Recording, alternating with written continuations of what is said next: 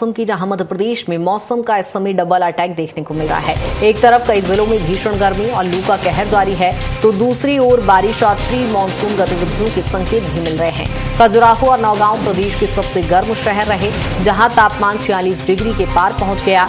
मौसम विभाग ने 6 जिलों में रेड अलर्ट और 19 जिलों में भीषण गर्मी को लेकर लू का ऑरेंज अलर्ट जारी किया है। भोपाल और ग्वालियर समेत कई शहरों में तेज गर्मी से लोग इस समय बेहाल हैं। वहीं 28 मई से 3 दिन बारिश का अलर्ट भी जारी किया गया है। ऐसे में जहां आपको बता दें कि मध्य प्रदेश के मौसम में डबल अटैक यहां पर देखने को मिल रहा है, जहां मौसम में कई बदलाव भी देखे जा रहे हैं। जहां आपको बता दें कि 3 दिन तक बारिश का अलर्ट भी है। वहीं अभी कई जिलों में 46 डिग्री तक तापमान पहुंच चुका है, जहां भीषण गर्मी की चपेट में इस समय मध्य प्रदेश है।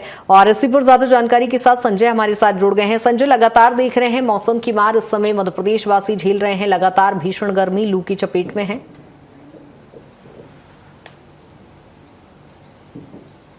बिल्कुल कतिका, देखा जाए तो जिस प्रकार से लगभग आज 7 से 8 दिन हो रहे हैं कि जो मौसम की मार पड़ रही है, तापमान इतना तेज है कि अगर पूरे प्रदेश की बात करें तो 40 के ऊपर और भोपाल की बात करें तो 42-43 तक का तापमान हमें देखने को मिल रहा है। कह सकते हैं कि जिस प्रकार से मौसम विभाग का कहा जाए तो 2022 में इस प्रकार का तापमान देखने को मिल रहा था। लगभग 3 साल बाद इस प्रकार फिर एक तेज तपश जो देखने को मिल रही है, जिससे आम जीवन अस्त व्यस्त है।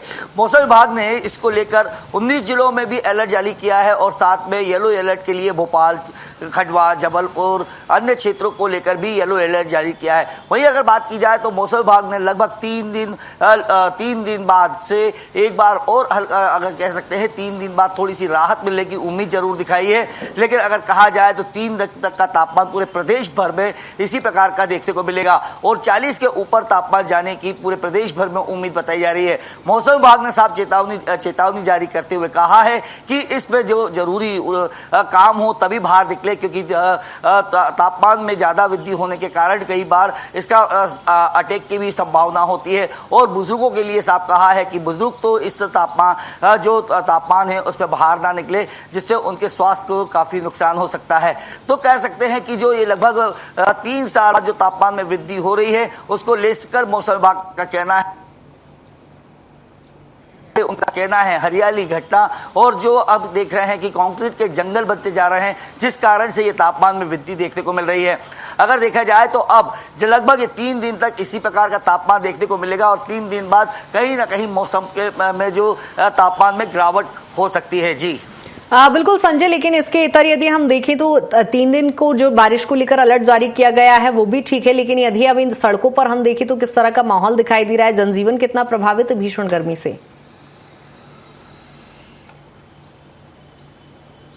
बिल्कुल कतिका, मैं आपको बता दूं कि जिस प्रकार से अगर मौसम के जो तापमान की वृद्धि के कारण देख रहे हैं, क्योंकि 42-43 तापमान तक जा रहा है और भोपाल राजधानी की स्थिति यह है कि आज जो सड़कें हैं, क्योंकि अभी तो लोगों का ऑफिस जाने का समय है, ऑफिस जाने के बाद अगर देखा जाए तो जिसके बाद रोडों की स्थिति देखी जाए तो रोड बिल्कुल सुन सपाट देखने को मिल रहे हैं कि आवक जावक भी कम देखने को मिल रही है।